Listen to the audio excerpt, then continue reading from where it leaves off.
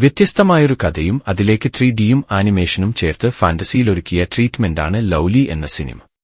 ദിലീഷ് കരുണാകരൻ രചനയും സംവിധാനവും നിർമ്മിച്ച ലൗലി എന്ന സിനിമ ആനിമേഷൻ 3D സാങ്കേതികതകൾ ചേർത്തതിനാൽ കുട്ടികളുടെ സിനിമയാണെന്ന് തെറ്റിദ്ധരിക്കാൻ സാധ്യതയുണ്ട്. എന്നാൽ ഈ ചിത്രത്തിൽ കുട്ടികളെ ആകർഷിക്കുന്ന നിരവധി ഘടകങ്ങൾ ഉണ്ടെങ്കിലും സിനിമ കുട്ടികൾക്ക് വേണ്ടിയുള്ളതല്ല. ചില ഭാഗങ്ങളാകട്ടെ ആനിമേഷൻ ഇഷ്ടപ്പെടുന്നവരെ ആകർഷിക്കുമെങ്കിലും പൂർണ്ണമായും മുതിർന്നവർക്ക് വേണ്ടിയുള്ളതുമല്ല. വ്യത്യസ്തമായ കഥാതന്തു സ്വീകരിച്ചാണ് ലൗലി ചെയ്തിരിക്കുന്നത്. ലൗലി എന്ന ഇച്ഛയും തന്റേതല്ലാത്ത കുറ്റത്തിന് റിമാൻഡിലാകുന്ന യുവാവും തമ്മിൽ ജയിലിനകത്ത് സൗഹൃദത്തിലാകുന്നതാണ് ഈ സിനിമ. സംസാരിക്കുന്ന ഇച്ഛയാണ് ലൗലി. എന്നാൽ ഇച്ഛയുടെ സംസാരം ബോണിക്കല്ലാതെ മറ്റാർക്കും കേൾക്കാനുമാവില്ല. സിനിമയുടെ ഈ എലിമെന്റാണ് കുട്ടികളെ കൂടുതൽ ആസ്വദിപ്പിക്കുക. എന്നാൽ ബോണി ജയിലിലേക്ക് പോകുന്ന കാരണം കുട്ടികളുമായി തീരെ സംവദിക്കുന്നതല്ല. സമൂഹത്തെ സംബന്ധിച്ചിടത്തോളം ലൗലി ഉയർത്തുന്ന ചില കാതലായ ചോദ്യങ്ങളും വിഷയങ്ങളുമുണ്ട്. അത് മുതിർന്നവരെ ഉദ്ദേശിച്ചുള്ളതുമാണ്. സംവിധായകൻ ആഷിഖ് അബുവാണ് ലൗലിയുടെ ക്യാമറ ചെയ്തിരിക്കുന്നത്. 6 മാസം മുമ്പ് പുറത്തിറങ്ങിയ തന്റെ തന്നെ സംവിധാന സംരംഭമായ റൈഫിൾ ക്ലബിനു വേണ്ടിയും ആഷിഖ് അബു ക്യാമറ ചലിപ്പിച്ചിരുന്നു. ലൗലിയുടെ മികവുകളിലൊന്ന് ആഷിഖ് അബുവിന്റെ ക്യാമറയാണ്. ലൗലിയുടെ അത്ഭുതങ്ങളിലൊന്ന് വെള്ളിത്തിരയിൽ ഉണ്ണിമായ പ്രസാദിന്റെ അസാന്നിധ്യത്തിലുള്ള സാന്നിധ്യമാണ്. സിനിമയുടെ ടൈറ്റിൽ കാർഡിൽ ലൗലി എന്ന കഥാപാത്രത്തിന് നേരെ ഉണ്ണിമായ പ്രസാദിന്റെ പേരാണ് കാണുകയെങ്കിലും സിനിമയിലൊരിടത്തും അവർ പ്രത്യക്ഷപ്പെടുന്നില്ല. ലൗലിയുടെ ചിത്രീകരണവേളയിൽ ലൗലി എന്ന ഇച്ഛയായി ഉണ്ണിമായ പ്രസാദാണ് ഡമ്മി വേഷം ചെയ്തത്. പിന്നീട് ആനിമേഷനിലാണ് ഇച്ഛ കഥാപാത്രമായി രംഗത്തെത്തിയത്.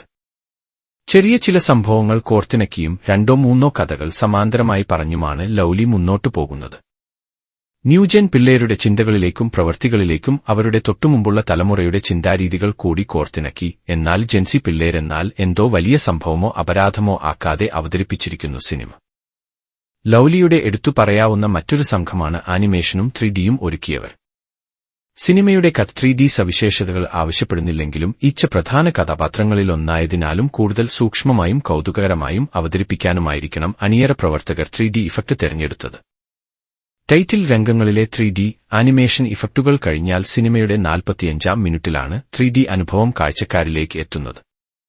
നിങ്ങൾ ഒരാളുടെ സ്വപ്നത്തിലേക്കാണ് കടന്നുകയറുന്നത് എന്ന മുന്നറിയിപ്പോടെയാണ് ചലച്ചിത്രം ആരംഭിക്കുന്നത്. സ്വപ്നതുല്യമായ ആനിമേഷൻ 3D ഇഫക്റ്റുകൾ ആ രംഗങ്ങൾക്ക് നൽകാൻ സംവിധായകനും അണിയറ പ്രവർത്തകർക്കും സാധിച്ചിട്ടുമുണ്ട്. സ്വപ്നവും സ്വപ്നം പോലുള്ള രംഗങ്ങളും ലൗലിയിൽ നിരവധിയുണ്ട്. കുംഭങ്ങളി നൈറ്റ്സിലും തണ്ണീർ മത്തൻ ദിനങ്ങളിലും 1ലും ലിയോയിലും നെയ്മറിലും പ്രേമലുവിലും ബ്രയാമാൻസിലും കണ്ടതല്ലാത്തൊരു മാത്യു തോമസാണ് ലൗലിയിലെ ബോണി. മാത്യുവിനു പുറമെ ഗംഗ മീരയുടെ അമ്മയും അശ്വതിയുടെ ഗ്രേസുമെല്ലാം തങ്ങളുടെ ഭാഗങ്ങൾ മികച്ചതാക്കിയിട്ടുണ്ട്. ആനിമേഷനും 3Dയും ഉൾപ്പെടെ വരുന്ന സിനിമ മികച്ച രീതിയിൽ എഡിറ്റ് ചെയ്തിട്ടുണ്ട് കിരണ് ദാസ്. ലൗലി ഇച്ഛയ്ക്ക് ശിവാംഗി കൃഷ്ണകുമാർ നൽകിയ ശബ്ദം വളരെ കൃത്യമായിരുന്നു. ലൗലിയെ കാഴ്ചക്കാർക്ക് പ്രിയങ്കരിയാക്കാൻ ശിവാംഗിയുടെ ശബ്ദം വലിയ ഗുണം ചെയ്യുന്നുണ്ട്. വിഷ്ണു വിജയിന്റെയും ബിജുബാലിന്റെയും സംഗീതവും സിനിമയെ കാഴ്ചയോടൊപ്പം സഞ്ചരിക്കാൻ അനുവദിക്കുന്നവയാണ്. വെസ്റ്റേൺ ഘട്ടസ് പ്രൊഡക്ഷൻസിന്റെയും നേനി എന്റർടൈൻമെന്റ്സിന്റെയും ബാനറിൽ ഡോ. അമർ രാമചന്ദ്രനും ശരണിയുമാണ് ലൗലി നിർമ്മിച്ചിരിക്കുന്നത്.